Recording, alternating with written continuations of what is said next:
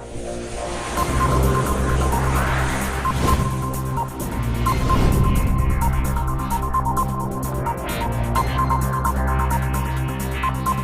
friends, welcome back to another video from Piyush Namdev Pharma tutorial.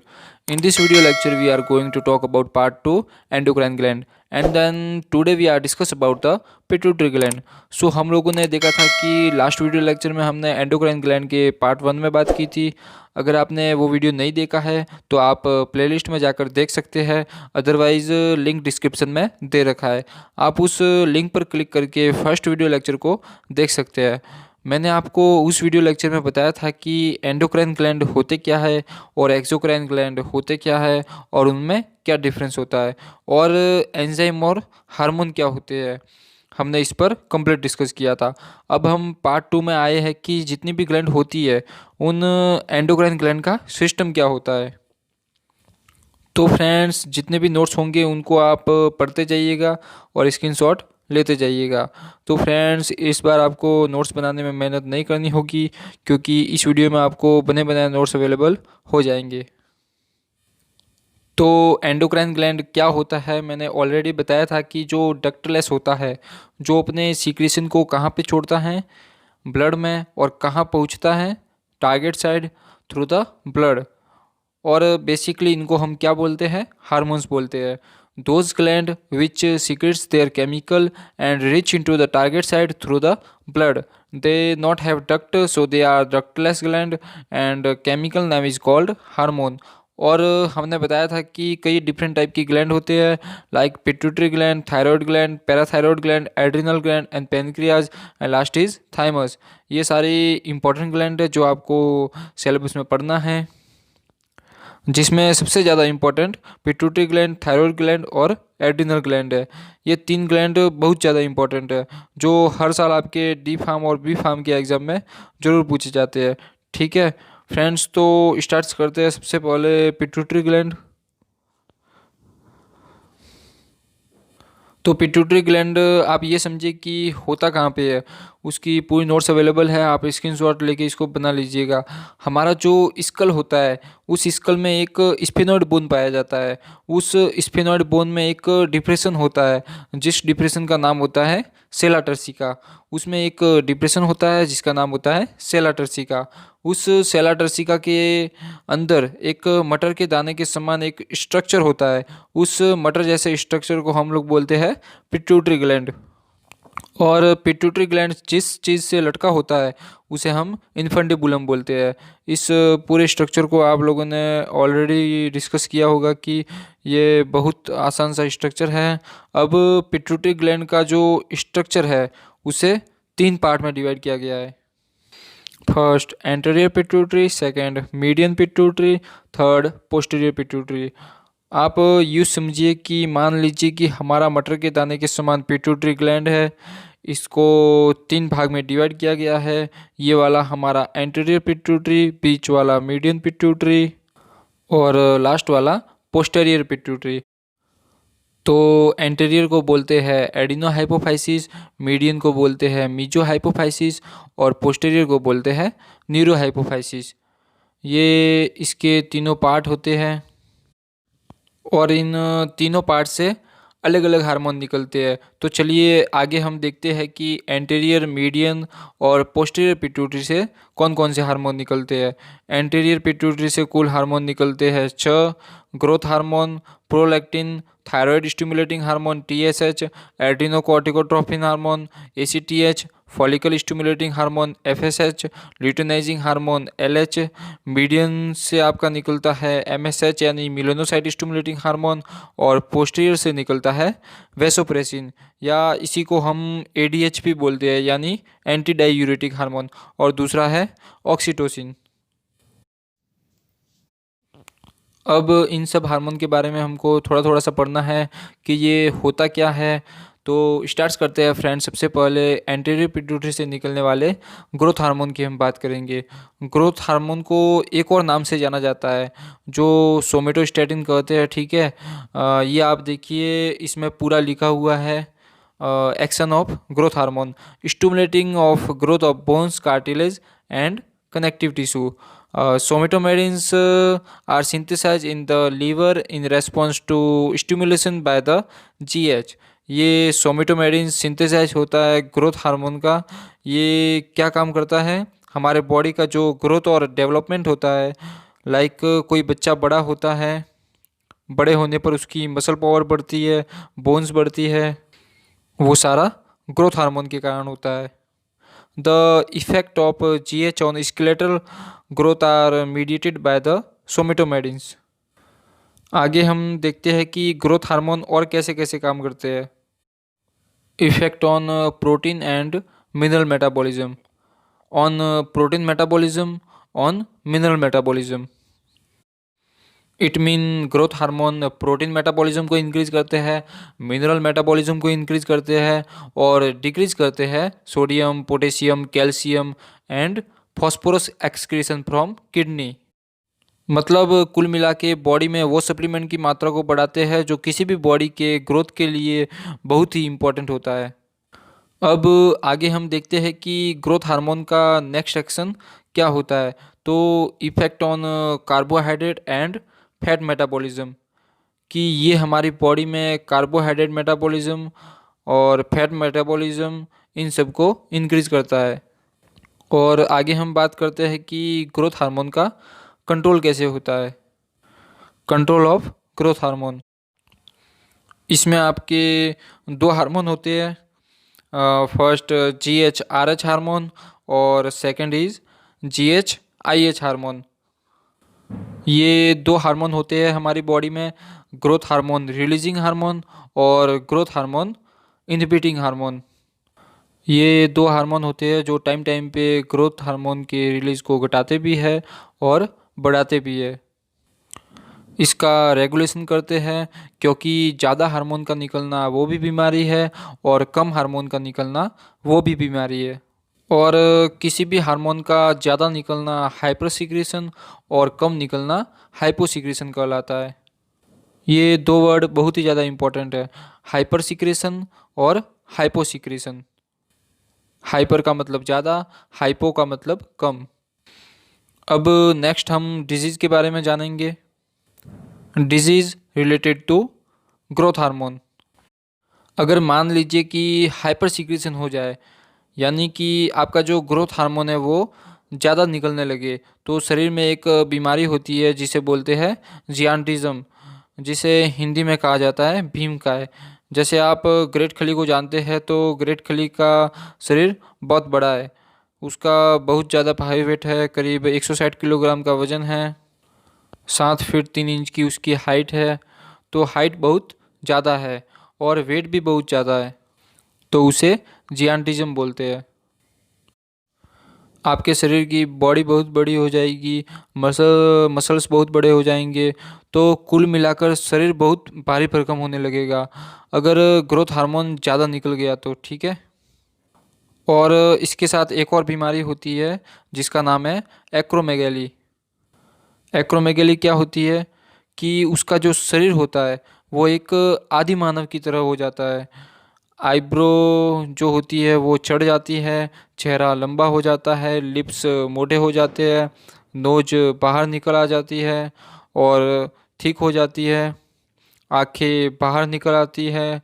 तो ये सब जो इसके सिम्टम्स है जिसे एक्रोमेगैली कहते हैं, यानी जिस बीमारी को एक्रोमेगैली कहते हैं। ये भी किसका सिम्टम्स है, हमारे hyper secretion of growth hormone का। और अगर ग्रोथ हार्मोन कम निकलने लगे तो उससे कौन सी बीमारी होगी, उसे बोलते हैं ड्वार्फिज्म। यदि ग्रोथ हार्मोन का हाइपोसिक्रेशन हो जाए या डेफिशिएंसी हो जाए तो शरीर का विकास पूरी तरह से नहीं हो पाता, तो उस डिजीज़ को ड्वार्फिज्म कहते हैं, जिसे हिंदी में बोनापन कहते हैं। तो इस डिजीज़ में जो पर्सन होता है वो बोना हो जाता है, तो इसे हम लोग बोलते हैं ड्वार्फिज्म। तो ये था हमारा पहला हार्मोन ग्रोथ हार्मोन। इसी तरह हमारा दूसरा हार्मोन है prolactin hormone. Action of prolactin. Prolactin plays an important role in the development of the mammary gland and in milk synthesis। कि जो हमारा जो प्रोलैक्टिन है वो स्तन ग्रंथि के विकास और मिल्क के सिंथेसाइज होने में इम्पॉर्टेंट रोल प्ले करता है। This hormone is secreted during pregnancy to prepare the breasts for lactation after childbirth। यानी ये हार्मोन गर्भावस्था के दौरान बच्चे के जन्म के बाद स्तनपान कराने के समय ज़्यादा सीक्रेट होता है। The blood level of prolactin is stimulated by prolactin releasing hormone PRH release from the hypothalamus. यानी प्रोलैक्टिन के ब्लड लेवल को PRH यानी प्रोलैक्टिन रिलीजिंग हार्मोन के द्वारा स्टिमुलेटेड किया जाता है। आई होप आपको समझ में आ गया होगा कि प्रोलैक्टिन का एक्शन क्या होता है। कि जो प्रोलैक्टिन होता है वो हमारी बॉडी में मिल्क का फॉर्मेशन करता है। जो प्रोलैक्टिन होता है कि जो माँ होती है प्रेगनेंसी के बाद माँ के जो ब्रेस्ट में जो मिल्क का प्रोडक्शन होता है मेमोरी ग्लैंड में, वो प्रोलैक्टिन हार्मोन के द्वारा होता है। अब नेक्स्ट जो हमारा हार्मोन है वो TSH यानी thyroid stimulating hormone.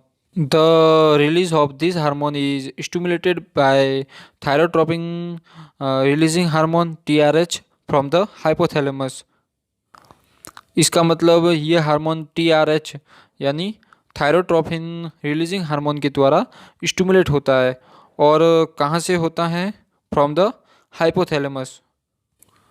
It stimulates growth and activity of the thyroid gland, which secretes the hormone T3 and T4। यानी ये थायराइड ग्लैंड के विकास और गतिविधि को स्टिमुलेट करता है और यह ग्लैंड दो हार्मोन को सीक्रेट करते हैं T3 and T4। I hope आपको समझ में आ गया होगा कि जो थायराइड ग्लैंड से थायरोक्सिन और ट्राईआइडोथायरोनिन हार्मोन निकलते हैं उसका कंट्रोल कौन करता है? TSH। कि कब ज़्यादा निकलना है और कब कम। Release is lowest in the early evening and highest during the night. यानी ये हार्मोन शाम के समय में कम निकलता है और रात के समय में ज़्यादा निकलता है। अब नेक्स्ट हमारा पिट्यूटरी ग्लैंड से निकलने वाला हार्मोन है ACTH यानी एड्रीनोकॉर्टिकोट्रोपिक hormone. This increases the concentration of cholesterol and steroid within the adrenal cortex and the output of steroid hormone, especially cortisol, and it stimulates the adrenal cortex to secrete glucocorticoids. तो जो adrenal cortex होता है उससे जो भी hormone निकलता है उसका कंट्रोल कौन करता है? ACTH करता है यानी एड्रीनोकॉर्टिकोट्रोपिन हार्मोन। नेक्स्ट FSH यानी follicle stimulating hormone. It stimulates production of sperm in the testis, stimulates secretion of oestrogen by the ovaries, maturation of ovarian follicles, ovulation. यानी यह टेस्टिस में स्पर्म के प्रोडक्शन को स्टिमुलेट करता है। और नेक्स्ट ये ओवरीज के द्वारा एस्ट्रोजन के सीक्रेशन को स्टिमुलेट करता है। जब ओवरियन फॉलिकल्स का मैच्योरेशन शुरू हो जाता है और ओवरियन फॉलिकल्स में मैच्योरेशन होना ओव्यूलेशन कहलाता है। आई थिंक ये आपने छोटी क्लास में पढ़ा होगा कि ओवरियन फॉलिकल्स में मैच्योरेशन होना ओव्यूलेशन कहलाता है। अब नेक्स्ट हमारा पिट्यूटरी ग्लैंड से निकलने वाला हार्मोन है LH यानी luteinizing hormone. Stimulates secretion of testosterone by the testis, stimulates secretion of progesterone by the corpus luteum. यानी ये टेस्टिस के द्वारा टेस्टोस्टेरोन के सीक्रेशन को स्टिमुलेट करता है और कॉर्पस ल्यूटियम के द्वारा प्रोजेस्टेरोन के सीक्रेशन को स्टिमुलेट करता है।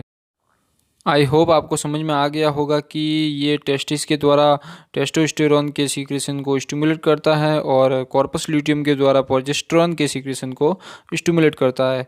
अब नेक्स्ट हमारा मीडियन पिट्यूटरी से निकलने वाला हार्मोन है MSH यानी melanocyte stimulating hormone. It is important for protecting the skin from UV rays and development of pigmentation and control of appetite. It mean ये हार्मोन यूवी रेस से skin को protect करता है, यानी स्किन कलर डिसाइड करता है। और apatite यानी भूख पर नियंत्रण के लिए महत्वपूर्ण है। मतलब कुल मिलाकर इस हार्मोन का काम क्या होता है कि हमारी बॉडी में स्किन का जो कलर होता है वो डिसाइड कौन करता है? मेलानिन। अब नेक्स्ट हमारा पोस्टीरियर पिट्यूटरी से निकलने वाला हार्मोन है एडीएच, एंटी डाईयूरेटिक हार्मोन, यानी इसी को हम बोलते हैं वैसोप्रेसिन भी बोलते हैं। It is a hypothalamic hormone synthesize in the cells of the supraoptic nucleus. मतलब यह एक हाइपोथैलेमिक हार्मोन है जिसका सिंथेसाइज सुप्राऑप्टिक न्यूक्लियस की कोशिका में होता है। ADH is stored in the posterior pituitary. ये आपको पता होना चाहिए कि anti diuretic hormone posterior pituitary में स्टोर्ड होता है। The main effect of anti diuretic hormone is to reduce urine output, यानी एंटी डाईयूरेटिक हार्मोन का मेन इफेक्ट होता है यूरिन के उत्पादन को कम करना। क्या होता है? यूरिन के आउटपुट को रिड्यूस करना, यानी यूरिन के उत्पादन को कम करना। आगे हम देखते हैं कि एडीएच से कौन कौन सी बीमारियां होती है। ज़्यादा यूरिन का लॉस होता है और ज़्यादा प्यास लगती है। डायबिटीज़ इंसिपिडस बोलते हैं इस बीमारी को। क्या बोलते हैं? Diabetes insipidus. यानी जब आपको बहुत ज़्यादा यूरिनेशन हो और बहुत ज़्यादा प्यास लगे, ये बीमारी है। और नेक्स्ट पॉलीयूरिया भी होती है। जब आपके यूरिन की मात्रा बहुत ज़्यादा बढ़ जाती है तो उसे पॉलीयूरिया कहते हैं। इट इज़ द एक्सेसिव और abnormally large production of urine. मतलब यूरिन की मात्रा बहुत ज़्यादा बढ़ जाती है। ये भी बीमारी है जो एडीएच के कारण होती है। अब लास्ट हमारा हार्मोन है ऑक्सीटोसिन। तो ऑक्सीटोसिन भी हमारा पिट्यूटरी ग्लैंड के पोस्टीरियर पार्ट से रिलीज़ होता है। अब देखिए ऑक्सीटोसिन का काम क्या होता है। Action of oxytocin. Oxytocin stimulates contraction of memory gland to produce milk ejection, stimulate contraction of the smooth muscle of the uterus. Oxytocin हमारी पिट्यूटरी के पोस्टीरियर पार्ट से रिलीज होता है और ऑक्सीटोसिन का काम क्या होता है कि ये हमारी बॉडी में जाके मिल्क का इजेक्शन बढ़ाता है। समझिए, प्रोलैक्टिन मिल्क का सिंथेसाइज करता है जबकि ऑक्सीटोसिन मिल्क का इजेक्शन बढ़ाता है, यानी जो मिल्क बाहर निकल रहा है उसकी रेट को बढ़ा देता है। कभी कभी आजकल लोग अनएथिकली जो जानवरों को ऑक्सीटोसिन का इंजेक्शन लगाते हैं, जिसमें क्या होता है कि मिल्क का इंजेक्शन रेट बढ़ जाता है और बहुत ज़्यादा मिल्क बाहर आने लगता है। और ऑक्सीटोसिन का काम क्या होता है कि मेमोरी कॉन्ट्रैक्शन करता है, हेल्प करता है। क्योंकि जब बेबी का जन्म होता है डिलीवरी के समय, उस समय जो पेन होता है तो यूट्रस को रिलैक्स करता है ताकि बेबी आसानी से बाहर आ सके। तो ये सब काम होता है ऑक्सीटोसिन का। आई होप लेक्चर आपको पूरा समझ में आ गया होगा। दोस्तों, अगर आपको वीडियो अच्छी लगी हो देन लाइक कीजिए, शेयर कीजिए, और अगर आपकी कोई क्वेरी हो देन आप हमको कमेंट बॉक्स में कमेंट कर सकते हो। और आप इस चैनल पर पहली बार आए हो तो चैनल को सब्सक्राइब करना बिल्कुल ना भूलें। For now friends, bye, let's meet in the next video. Thanks for watching this video.